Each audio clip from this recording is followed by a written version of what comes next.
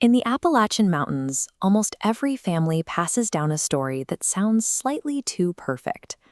Listen long enough at a family reunion, and someone will inevitably mention that your great-great-grandmother was a full-blooded Cherokee princess. Today, amateur genealogists take these kitchen table legends straight to the archives.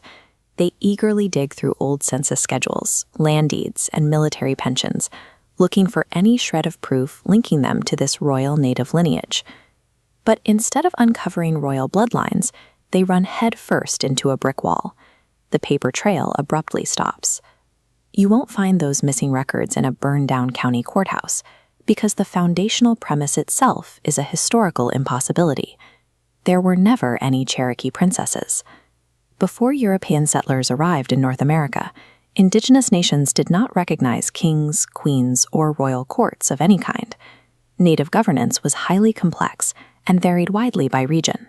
Many nations operated through matrilineal societies where land and power flowed through women, democratic confederacies that required strict consensus, or deeply respected councils of elders.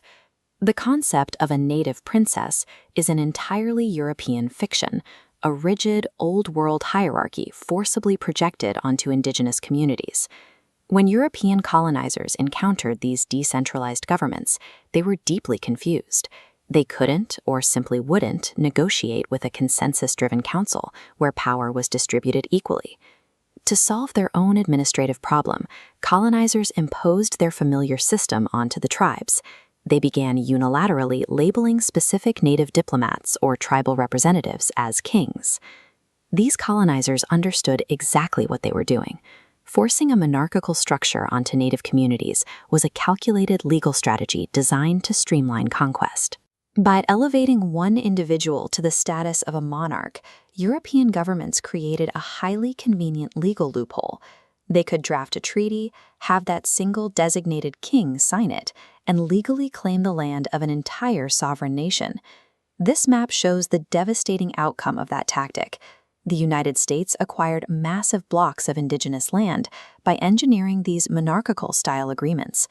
Looking at the sheer size of the Louisiana and Mexican cessions, millions of acres were systematically absorbed in a matter of decades.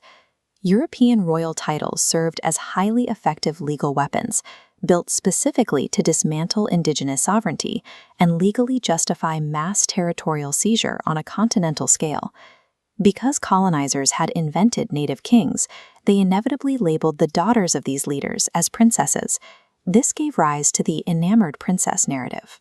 We see it most clearly in the colonial folklore surrounding historical figures like Pocahontas. The folklore twisted these women into exotic caricatures. It fused their indigenous identity with a sudden submissiveness and excessive sexuality, always framing them as romantically captivated by European men. The myth told a very specific story, that the American continent itself was a submissive entity, actively longing for European colonization. It provided the perfect psychological cover to execute the violent expansion of manifest destiny. When modern families chase this princess phantom through their ancestry, they frequently look right past their actual documented history. They miss the rich, complex Meluncheon or mixed-race heritage that was genuinely shaped by early Appalachian migrations. Our modern obsession with a fictional royal past contributes to what scholars call ontological erasure. It is the societal process of painting Native Americans strictly as a romanticized people of the past, rather than living citizens of contemporary communities. When a society views an entire demographic as historical artifacts, it becomes incredibly easy for the modern legal system to dismiss them. Today, courts frequently treat tribal sovereignty as a special privilege granted by the government, rather than an inherent right that predates the United States. We can see this tension by looking at the highest courts. In landmark rulings like the 1978 Oliphant v. Suquamish case, the United States Supreme Court successfully stripped tribal courts of their inherent authority to prosecute non-native individuals for crimes committed on reservations. The enduring myth of the vanishing Indian provides continuous legal cover for the judiciary to systematically undermine present-day tribal sovereignty. The fallout reaches far beyond the courtroom. The princess paradox. which boxes Native women into stereotypes of being either dangerously wild or exotically lustful, continues to fuel severe, real-world fetishization. This historical fetishization feeds directly into a devastating modern emergency, the missing and murdered Indigenous women crisis.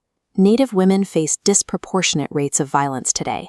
That physical danger is a direct descendant of the enduring colonial stereotypes that marked Indigenous women as violable for centuries. We must discard the myth of the Cherokee princess for the sake of basic historical truth.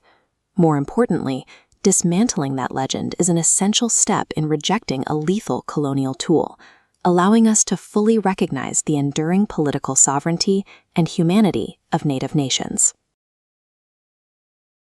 Thanks for watching. Please join us again next time for more history from the mountains. Don't forget to like and subscribe,